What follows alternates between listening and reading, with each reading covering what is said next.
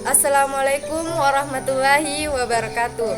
Perkenalkan, nama saya Apni Sriwahyuniska, mahasiswa dari Kampus Universitas Muhammadiyah Bone, Program Studi Pendidikan Pancasila dan Kewarganegaraan.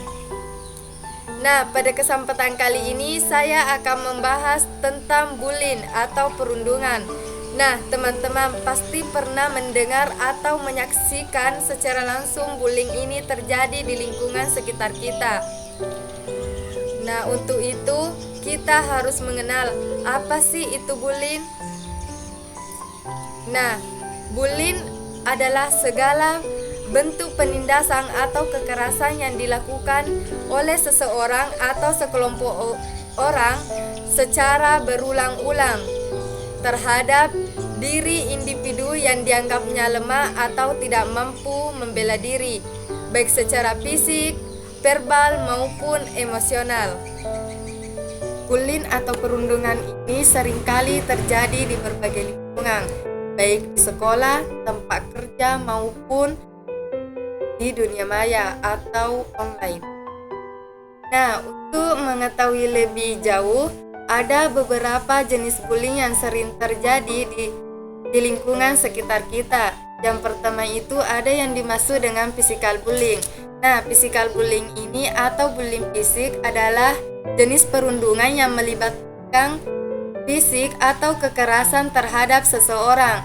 Contohnya seperti memukul, menendang, mendorong atau menampar seseorang, atau bentuk tindakan lainnya yang mengakibatkan atau menyebabkan rasa sakit atau cedera secara fisik terhadap korban.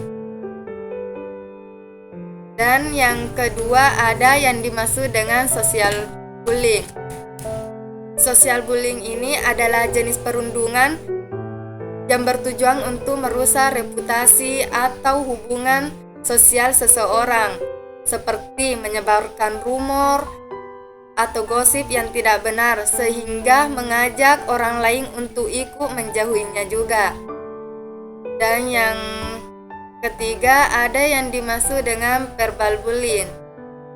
Nah, verbal bullying ini adalah jenis perundungan yang dilakukan oleh seseorang melalui kata-kata atau ucapan yang bertujuan untuk menyakiti, merendahkan dan mengintimidasi seseorang, seperti menghina seseorang, mengancam, atau menyindir dengan julukan yang negatif.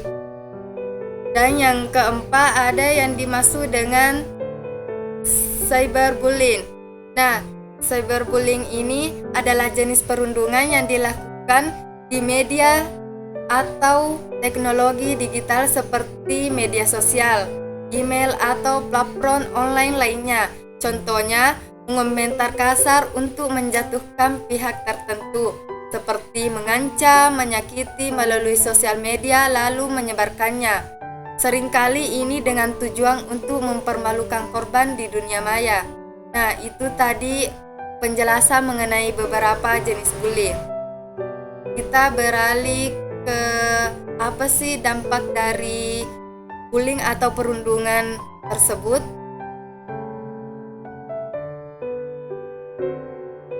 Dampak dari bullying atau perundungan, yang pertama, dampak yang terjadi pada korban. Nah, perilaku bullying atau perundungan ini bisa saja merusak kesehatan atau mental seseorang. Korban bullying seringkali mengalami stres, kecemasan, depresi, dan kehilangan kepercayaan diri. Dalam kasus yang parah, korban mungkin merasa tidak berharga hingga mengarah pada pikiran atau tindakan untuk bunuh diri. Nah, ini dampak pada korban bisa dalam jangka panjang, sehingga terjadi penurunan prestasi pada diri korban. Karena korban mengalami kesulitan berkonsentrasi seperti di sekolah atau bahkan enggak hadir karena merasa tidak nyaman. Hal ini dapat merusak atau menurunkan prestasi akademik mereka. Nah, selain pada diri korban, pelaku juga dapat terkena dampak dari perundungan yang dilakukannya tersebut. yaitu dapat meningkatkan resiko perilaku kriminal di masa depan. Pelaku bullying berpotensi mengembangkan perilaku agresif dan merusak hubungan sosial. Jika tidak segera ditangani, mereka mungkin akan mengalami kesulitan dalam beradaptasi dan bekerja sama dalam suatu masyarakat atau kelompok. Dan dalam jangka panjang, pelaku bullying bisa kehilangan kepercayaan dan dukungan dari teman-teman atau orang di sekitarnya karena perilaku mereka yang kurang menyenangkan. Nah, untuk itu kita perlu menghindari perilaku bullying atau perundungan ini karena dapat mengakibatkan dampak pada korban maupun diri pada pelaku bullying tersebut. Nah, ada beberapa tips untuk menghindari atau mencegah bullying. Di sini terdapat beberapa tips untuk mencegah bullying atau menghindari perilaku bullying tersebut.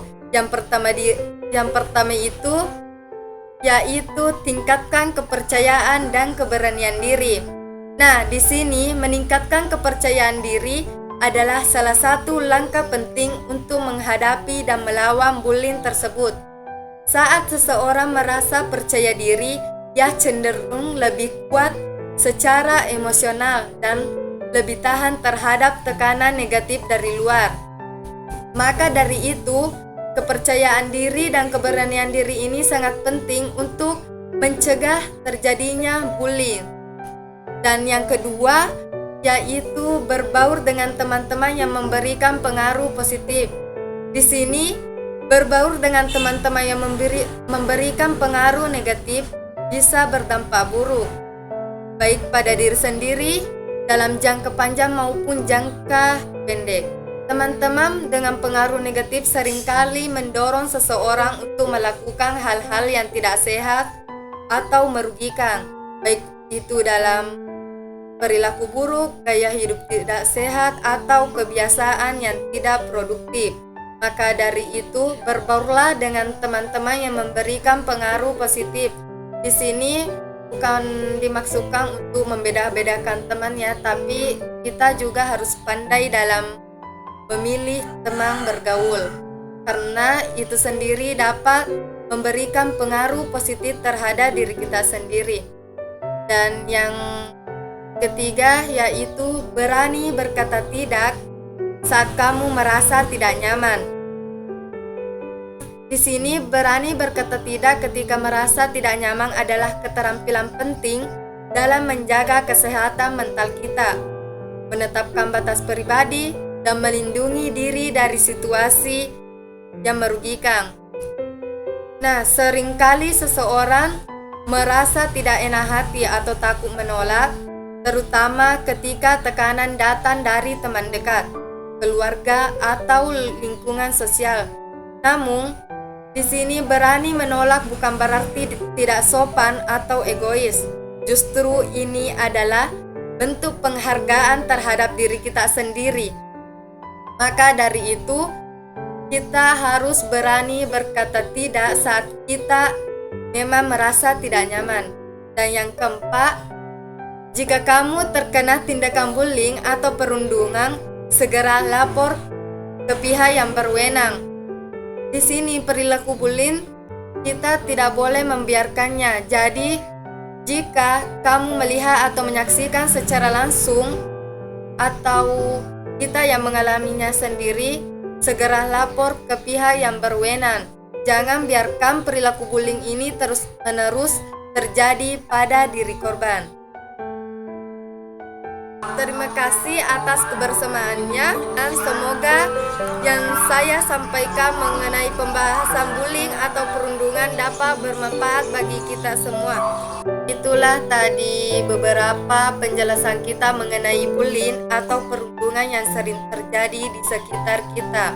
Maka dari itu, mari bersama-sama mencegah dan menghindari perilaku bullying itu. Hargai perbedaan, hentikan perundungan. Mari bersama ciptakan lingkungan yang aman, nyaman untuk semua. Sekian, Mohon maaf apabila ada kekurangan. Wassalamualaikum warahmatullahi wabarakatuh.